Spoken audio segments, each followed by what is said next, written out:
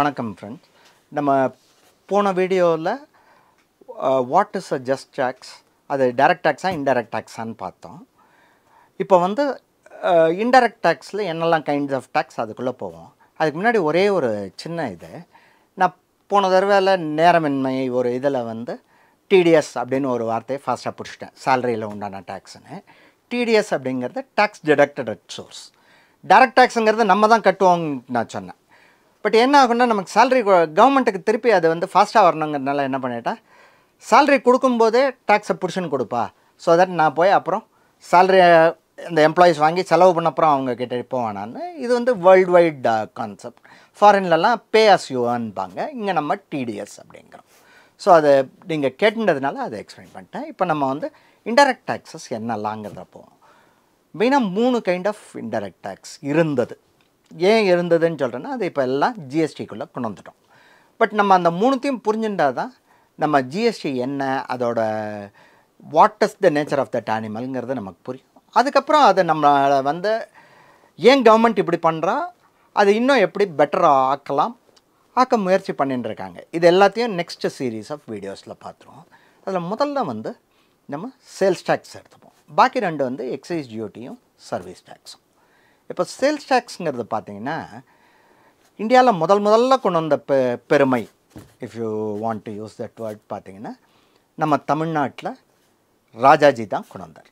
இதை எதனால் கொண்டு வந்தார்னா, 1937 வந்து காங்கிரஸ் ஃபஸ்ட்டு டைம் வந்து பிரசிடென்சி எலெக்ஷனில் நின்றுது. அது வரைக்கும் என்னென்னா, காங்கிரஸ் வந்து பாய்காட் பண்ணியிருந்தாங்க கவர்மெண்ட்டை. 1935 கவர்மெண்ட் ஆஃப் இந்தியா ஆக்ட் வந்து ஓரளவு அதிகாரங்களை பிரித்து கொடுத்த உடனே காங்கிரஸ் வெயிட் பண்ணிட்டு இருந்தாங்க. In some ways Congress form the governments in most of the presidencies. Madras பிரசிடென்சியில் ராஜாஜி வந்தார். அப்போ அவரோட மெயின் இது வந்து என்னென்னா ப்ரொஹிபிஷன். ஸோ கவர்மெண்ட்டுக்கு மெயினாக இன்கம் வந்துட்டு இருந்தது வந்து இதுக்கு முன்னாடி வந்து பார்த்திங்கன்னா லிக்கர், சால்ட்டு, அந்த மாதிரி மாஸ் கன்சம்ஷன் இருக்குது. நான் போன தடவையே எக்ஸ்பிளைன் பண்ணேன் இல்லையா, எனக்கு ஈஸியாக வாங்கணும், நான் போய் ஒத்தத்தரையாக கெஞ்சி இது பண்ணிட்டு இருக்க முடியாதுங்கிறச்ச கவர்மெண்ட் பார்த்தாங்க எது பெஸ்ட்டு. சால்ட்டை எல்லோரும் யூஸ் பண்ணுவாங்க, சால்ட்டு மேலே ஒரு டேக்ஸை போடுறா.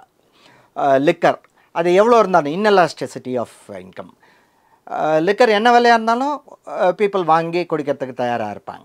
ஸோ லிக்கரில் ஒரு டேக்ஸ் போடு. இந்த மாதிரி எதெல்லாம் கண்ட்ரோல் பண்ண முடியும், எதெல்லாம் இது பண்ண முடியுங்கிற இடத்துல பீப்புள் இது கவர்மெண்ட் வந்து டேக்ஸ் பண்ண ஆரம்பித்தாங்க. கவர்மெண்ட் இதை இந்த டேக்ஸில் மெயின் இதை வந்து என்ன பண்ணார், பிரிட்டிஷ் கவர்மெண்ட் வந்து லிக்கரில் டேக்ஸ் போட்டாங்க. பட் ராஜாஜி வந்து என்ன பண்ணார், லிக்கரில் இருக்கிற டேக்ஸை எடுத்து விட்டார். அப்போ கவர்மெண்ட்டுக்கு ரெவன்யூவே கிடையாது. ரெவன்யூ எப்படி கொண்டு வரலாங்கிறச்சு அவர் கொண்டு வந்த கான்செப்ட் தான் சேல்ஸ் டேக்ஸ். அதாவது என்ன பண்ணார்னா, மெட்ராஸ் பிரசிடென்சி அது வந்து என்ன ஆகும், இங்கே கொச்சின் ட்ரவான்கோர் இல்லாமல், மைசூர் இல்லாமல், ஹைதராபாத் இல்லாமல் பாக்கி ஏரியா எல்லாம் அப் டு ஒரிசா கூட போகும். இந்த பக்கம் பாம்பே வந்து பாதி கர்நாடகா எடுத்துக்கும், நம்ம பாதி கர்நாடகா எடுத்துப்போம். இந்த பெரிய ஸ்டேட்டில்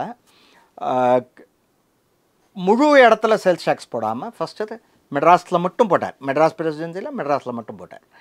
எப்படின்னா, சில பொருட்களுக்கு, அதாவது 20,000 ரூபாய், சில பொருட்களுக்கு இல்லை, 20,000 ரூபாய்க்கு மேலே யாரெல்லாம் விற்கிறாங்களோ அவங்க வந்து 0.5% டேக்ஸ் கலெக்ட் பண்ணி தரணும் பீப்புள்கிட்டேருந்து. 20,000 கீழே சேல்ஸ் இருக்கிறவங்க வந்து ஒரு பர்டிகுலர் அமௌண்ட்டை கொடுத்துடணும். இதுதான் வந்து முதல்ல ராஜாஜி கொண்டு வந்த வரி. அடுத்த வருஷம் என்ன, கொஞ்சம் ரெசிஸ்டன்ஸ் இருந்தது, பட் அவர் புஷ் பண்ணார். அடுத்த வருஷம் என்ன ஆச்சுன்னா, இது காங்கிரஸ் எல்லாம் ரிசைன் பண்ணிட்டாங்க. ஏன்னா 1939 வேர்ல்டு வார் வந்தோடனே பிரிட்டிஷ் வந்து நம்மளை கேட்காம வேர்ல்டு வாரில் போயிட்டாங்க. அதனால் இது ரிசைன் பண்ணிட்டாங்க காங்கிரஸ் கவர்மெண்ட்ஸ். திருப்பி பழைய இந்த கவர்மெண்ட்டே வந்த உடனே, ஜஸ்டிஸ் பார்ட்டி அதோட இந்த கவர்மெண்ட் வந்த உடனே ஃபஸ்ட்டு ஸ்டெப்பாக அவங்க என்ன பண்ணாங்க, சேல்ஸ் டேக்ஸை குறைச்சாங்க. பட் திருப்பி வார் வந்தது, இன்ஃப்ளேஷன், அதில் செலவுகள் அதிகமாச்சு. ஸோ அதுக்கப்புறத்துலேருந்து பார்த்திங்கன்னா சேல்ஸ் டேக்ஸ் ஏறிண்டே போச்சு. இதில் அடுத்த ஒரு இம்பார்ட்டண்ட் போர்ஷன் வந்து என்ன பண்ணாங்கன்னா, பெட்ரோல், நம்ம இன்றைக்கி பெட்ரோலுங்கிறோம், இன்றைக்கி மோட்டார் ஸ்பிரிட் அப்படிம்பாங்க. மோட்டார் ஸ்பிரிட்டில் ஒரு டேக்ஸ் கொண்டு வந்தாங்க.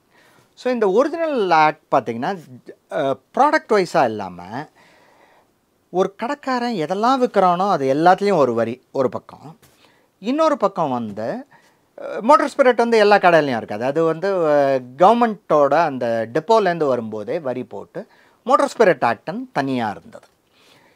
இப்படியாக தமிழ்நாட்டில் மெட்ராஸ் பிரசிடென்சியில் ஆரம்பித்தது, ஸ்லோவாக பாக்கி பிரசிடென்சிஸ்லேயும் இம்ப்ளிமெண்ட் பண்ணாங்க, அக்ராஸ் இந்தியா போச்சு. அவங்கவுங்க ஒரு ஆக்ட் வச்சுருந்தாங்க. ஸோ இந்த சேல்ஸ் டேக்ஸ் பார்த்திங்கன்னா பேசிக்லி வந்து ஸ்டேட் வைட் ஆக்ட் ஆகிடுது. எக்ஸைஸ் டியூட்டி சர்வீஸ் டேக்ஸ் அது பார்ப்போம், அது central government act. Sales tax வந்து ஸ்டேட் கவர்மெண்ட் ஆக்ட். ஸோ ஒரு ஸ்டேட் கவர்மெண்ட்டும் ஒரு தங்களுக்குள்ள சேல்ஸ் டேக்ஸ் போட்டது, ப்ராடக்ட் வைஸ் போச்சு. காங்கிரஸ் கவர்மெண்ட்டே என்ன பண்ணிட்டு அவங்களுக்கு வந்து காதி கைத்தறி துணிக்கெல்லாம் இது பண்ணோம் இல்லையா, அதுக்காக எக்ஸம்ஷன் கொடுத்தாங்க. அப்புறம் என்னாச்சு, அந்த எக்ஸம்ஷனை எடுத்தாங்க, லோயர் ரேட் ஆக்கினாங்க. லோயர் ரேட் ஸோ இந்த ப்ராடக்ட் வைஸ் ரேட்டு மாறாக ஆரம்பிச்சது. ஒரு ஸ்டேட் வந்து ஒன் ஸ்டேட்டோட நான் பெட்டர்ப்பா அப்படின்னு குறைச்சாங்க, இன்னொரு ஸ்டேட் எனக்கு வருவாயே இல்லை இன்கம் அதிகம் பண்ணணும்னு சொல்லிட்டு ரேட்டை ஏற்றினாங்க. இப்படி அது ஒரு இதில் போக ஆரம்பிச்சிது. இதோட பெரிய பிரச்சனை என்ன ஆச்சுன்னா, இப்போது நீங்கள் மெட்ராஸில் இருக்கீங்க, திருச்சிக்கு விற்கிறீங்கன்னு வச்சுக்கோங்களேன். உங்களுக்கு திருச்சிக்கு பொருள் அனுப்புகிறீங்கன்னா மெட்ராஸ் திருச்சி ரெண்டும் தமிழ்நாடுக்குள்ளே இருக்குது. இப்போ நம்ம வந்து 1956 தாண்டிட்டோம், லிங்குவிஸ்டிக் ரீஆர்கனைசேஷன் ஆஃப் ஸ்டேட்ஸாக எடுத்து அந்த இடத்துல நான் எக்ஸாம்பிள் எடுத்துக்கிறேன். 1916 நம்ம வச்சுப்போம். மெட்ராஸ்லேருந்து திருச்சிக்கு அனுப்புகிறோம். திருச்சிக்கு அனுப்பிச்சா ரெண்டும் வந்து தமிழ்நாடுக்குள்ளே இருக்குது. So Tamil Nadu government can tax. இப்போ நான் மெட்ராஸ்லேருந்து ஹைதராபாத் அனுப்புகிறேன்னு வச்சுக்கோங்களேன். ஹைதராபாத்தில் இருக்கிற ஆந்திரா கவர்மெண்ட் என்ன சொல்லியிருந்தா, இது இங்கே விற்கிறதுப்பா, இது எனக்கு. நான் என்ன சொல்ல, நான் இங்கேருந்து அனுப்புகிறேன் தமிழ்நாடு கவர்மெண்ட், நான் இங்கே என்னோடய சப்ஜெக்ட் தமிழ்நாட்டில் இருக்கிற ஒரு வியாபாரி அனுப்பும்போது the sales happens in Tamil Nadu, இங்கே தான் அந்த சேல்ஸ் ஆகிறது, இங்கே தான் டேக்ஸ் பண்ணணும். இது ரெண்டு இடத்துலையும் டேக்ஸ் ஆகுங்கிற பிரச்சனை வரும். பட் புத்திசாலி இவங்க என்ன பண்ணுவாங்க, ஹைதராபாத் ஃபெலோவை கேட்டால் அவன் என்ன சொல்லுவான், அது தமிழ்நாட்டிலே ஏற்கனவே டேக்ஸ் பண்ணிட்டான். தமிழ்நாடு ஃபெலோவை கேட்டானா அது ஹைதராபாத்தில் டேக்ஸ் பண்ணியிருக்காளே சார், நீங்களும் கேட்குறீங்களேன்னு ரெண்டு பேரும் கொடுக்காம ஏமாற்றுவாங்க. இந்த சுச்சுவேஷன் வந்த உடனே என்ன பண்ணாங்க, சென்ட்ரல் கவர்மெண்ட் வந்து சென்ட்ரல் சேல்ஸ் டேக்ஸ்னு ஒரு ஆக்ட் கொண்டு வந்தாங்க. அது வந்து எதை கவர் பண்ணணும்னா what we call interstate sales. தமிழ்நாட்டிலேருந்து ஹைதராபாத் போகிறதா, அப்போ வந்து நீ சென்ட்ரல் சேல்ஸ் டேக்ஸ் கட்டு. நான் ஏன் இதை ஒன்று ஆரம்பிச்சுட்டு மாற்றினேன்னா, இந்த சேல்ஸ் டேக்ஸ் வந்து சென்ட்ரல் கவர்மெண்ட்டுக்கு போகாது, ஸ்டேட் கவர்மெண்ட்டுக்கு தான் போகும். அவங்க டிஃபைன் பண்ணாங்க வெண்டர்ஸ் சேல் ஆப்னு. அது சேல் ஆஃப் குட்ஸ் ஆக்டில் நமக்கு லா வேண்டாம். இப்போ நீங்கள் புரிஞ்சுக்கோங்க, சேல் எங்கே நடக்கிறதோ அந்த கவர்மெண்ட்டுக்கு சென்ட்ரல் சேல்ஸ் டேக்ஸ் போயிடும் when there is a movement of goods from one state to another. So இப்போ தமிழ்நாடு கவர்மெண்ட்டில் நான் என்ன பண்ணணும், நான் சேல்ஸ் டேக்ஸில் கீழே வரேன், நான் ஒரு வியாபாரி, நான் சேல்ஸ் டேக்ஸ் கீழே வரேன்னா நான் 2 ரெஜிஸ்ட்ரேஷன் பண்ணணும். TNGST Tamil Nadu general sales tax ஆக்டில் ஒரு ரெஜிஸ்ட்ரேஷன் பண்ணணும், சென்ட்ரல் சேல்ஸ் டேக்ஸ் ஆக்டில் ஒரு ரெஜிஸ்ட்ரேஷன் பண்ணணும். சென்ட்ரல் கவர்மெண்ட்டுக்கும் இதுக்கும் சம்மந்தம் கிடையாது, தமிழ்நாடு கவர்மெண்ட் தான் இம்ப்ளிமெண்ட் பண்ணணும். இப்போ நான் ஒரு பிரான்ச் வந்து ஹைதராபாத்தில் வச்சுக்கிறேன்னு வச்சுக்கோங்க. நான் அங்கே போய் ஒரு ஏபிஜிஎஸ்டியில் ஒன்று பண்ணணும், அங்கே ஒரு சிஎஸ்டியில் பண்ணணும். இப்படி ஸோ பெரிய கம்பெனிஸ் இந்துஸ்தான் லீவர், ரிலையன்ஸ், பேட்டா அப்படின்னு பார்த்தீங்கன்னா அவங்க அங்கங்கே ரெஜிஸ்டர் பண்ணிகிட்டே வரணும், எல்லா இடத்துலையும் ரெஜிஸ்டர் பண்ணுவாங்க. அண்ட் வந்து குட்ஸ் வந்து ட்ரான்ஸ்ஃபர் ஆகும். இப்போ வந்து ஸ்டாக் ட்ரான்ஸ்ஃபர் அப்படிமோ, நான் எனக்கு ஃபேக்ட்ரி வந்து தமிழ்நாட்டில் தான் இருக்குது, பட் கடைகள் வந்து இந்தியாவில் எல்லா ஸ்டேட்லேயும் இருக்குதுன்னு வச்சுக்கோங்களேன். அப்போ நான் இங்கேருந்து தமிழ்நாட்டிலேருந்து ஆந்திராவுக்கு அனுப்புகிறேன், தமிழ்நாட்டிலேருந்து கர்நாடகா அனுப்புகிறேன், தமிழ்நாட்டில் கேரளா அனுப்புகிறேன், தமிழ்நாட்டிலேருந்து வெஸ்ட் பெங்கால் அனுப்புகிறேன்னா சேல்ஸ் டேக்ஸே கிடையாது, ஏன்னா சேல்ஸ் கிடையாது, நான் என்னோடய ஷோரூமுக்கு தான் அனுப்புகிறேன். அதுக்கு வந்து ஸ்டாக் ட்ரான்ஸ்ஃபர் அப்படிம்போம். ஸோ அதுக்கு ஒரு நோட்டு போடுப்பா, ஒரு ஃபார்ம் போடு, நீ ஸ்டாக் ட்ரான்ஸ்ஃபர் பண்ணுற. அப்போ அங்கே போய் விற்றியானா அங்கே விற்கிறச்சே நான் வெஸ்ட் பெங்கால் கவர்மெண்ட்டுக்கு கொடுப்பேன் சார், எனக்கு அப்போ நீ சென்ட்ரல் சேல்ஸ் டேக்ஸ் கட்ட மாட்டியா, கட்ட மாட்டேன் சார். இதெல்லாம் என்ன பிரச்சனைகள் உண்டாக்கினதுங்கிறத இன்னொரு 2-3 நிமிஷம் கழிச்சு பார்ப்போம். இப்படி என்ன இருந்ததுன்னா, ஒரு கவர்மெண்ட்டோட நீட்ஸ் அதிகமாகிட்டே இருந்தது. 50s 60ஸ்லாம் கவர்மெண்ட் பெருசாக இது பண்ணல. பட் 70s 80s வரும்போது என்னாச்சு, கவர்மெண்ட் வந்து பீப்புளுக்கு நிறைய பொருட்கள், நல்ல ரோடு, நல்ல அன்இன்டரப்டட் பவர், டெலிஃபோன்ஸ் அப்படின்னு ஒன்றுன்னா பண்ணும்போது பிரிட்ஜை கட்டி கொடுத்தாங்க. இது வந்து